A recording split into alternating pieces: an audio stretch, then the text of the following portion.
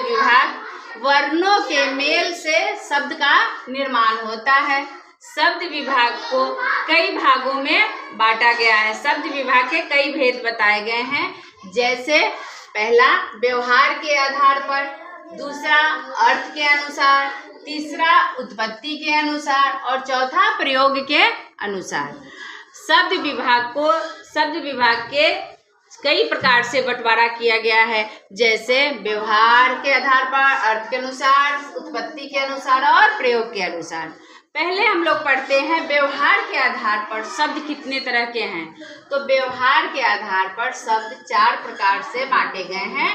पहला है तत्सम शब्द, दूसरा है तद्भव शब्द, तीसरा है देशज शब्द और चौथा है विदेशज शब्द। सवाल है बच्चों कि तत्सम शब्द किसे कहते हैं? वह शब्द जो संस्कृत के लिए हुए शब्द हिंदी में ज्यों का त्यों प्रयोग किया जाता है, वह है तत्सम शब्द।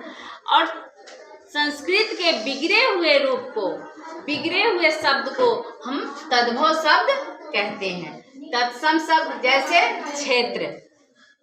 क्षेत्र, अंटालिका, दुग्ध, धृत, ये सब तुम्हारे तत्सम शब्द हैं। और जो घी है, दूध है, ये सब तद्भव शब्द है।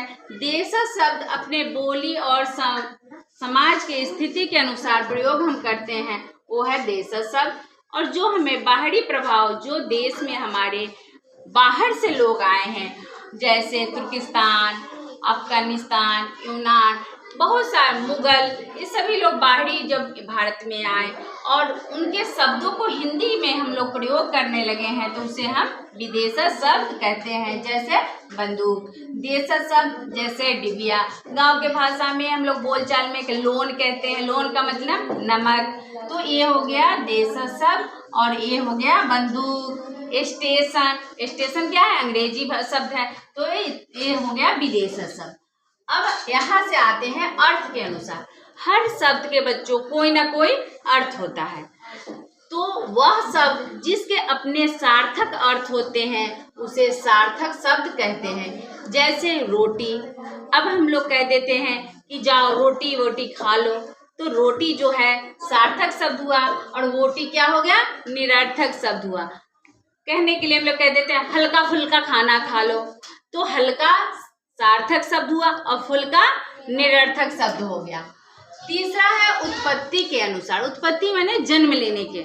उत्पत्ति के अनुसार जो शब्द हैं उसको 3 भागों में बांटा गया है, रूढ़ शब्द, यौगिक शब्द और योग रूढ़ शब्द। रूढ़ शब्द, यौगिक शब्द और योग रूढ़ शब्द।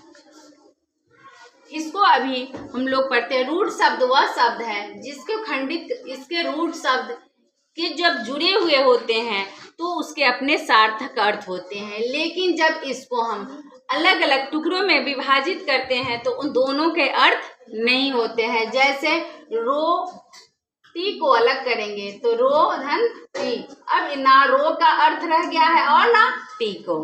यौगिक क्या मतलब होता है? जुड़ा हुआ। जैसे महात्मा, इसका मतलब है, महात्मा का मतलब है महान आत्मा जो है वो है यौगिक शब्द। तो महान यदि अलग करते हैं तो उसका मतलब है महान, गौरव प्राप्त करने वाला, और आत्मा का मतलब है आत्मा।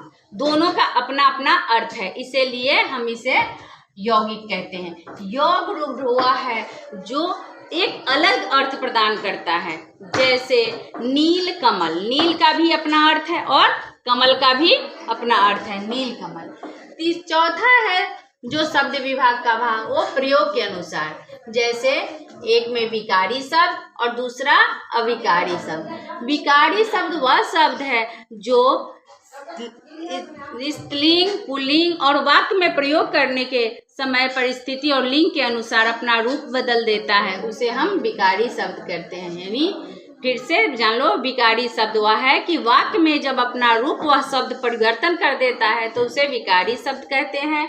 अविकारी शब्द वह है जब वाक्य हम में उसे प्रयोग करते हैं तो उसके रूप में परिवर्तन नहीं होता है। इसके अंतर्गत क्रिया विशेषण, संबंध बोधक, समुच्चय बोधक और विस्मयादि बोधक आते हैं। जबकि विकारी शब्द वह है जिसमें संज्ञा, सर्वनाम, क्रिया विशेषण आदि आते हैं। आगे हम लोग फिर से चर्चा करेंगे। धन्यवाद।